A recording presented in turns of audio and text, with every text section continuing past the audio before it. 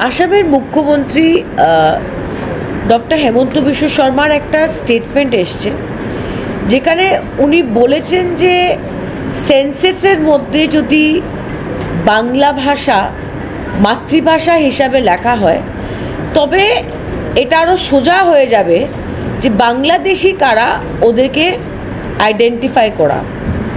আমি মনে করি একটা স্টেটের মুখ্যমন্ত্রী এই ধরনের যখন মন্তব্য করেন এটা অসাংবিধানিক এবং এটা একটা সাম্প্রদায়িক মন্তব্য।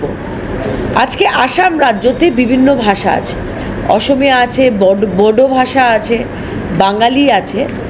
আজকে যদি কেউ কারুর ভাষাকে অপমান করে সেটার পক্ষে আমি একদমই নয়।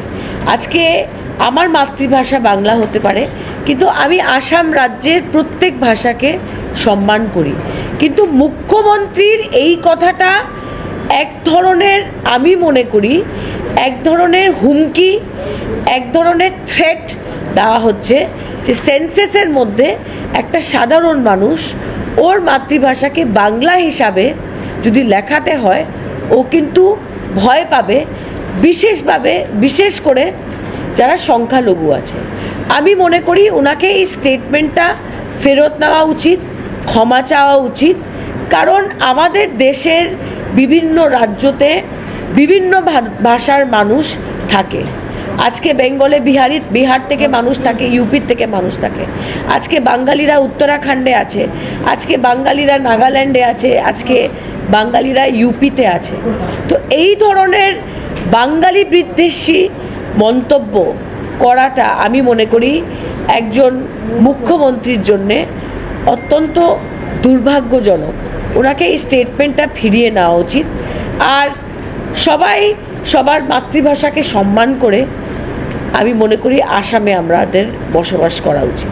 আসামের মুখ্যমন্ত্রী ডক্টর হেমন্ত বিশ্ব শর্মার একটা স্টেটমেন্ট এসছে, যেখানে উনি বলেছেন যে সেন্সাসের মধ্যে যদি বাংলা ভাষা মাতৃভাষা হিসাবে লেখা হয় তবে এটা আরও সোজা হয়ে যাবে যে বাংলাদেশি কারা ওদেরকে আইডেন্টিফাই করা।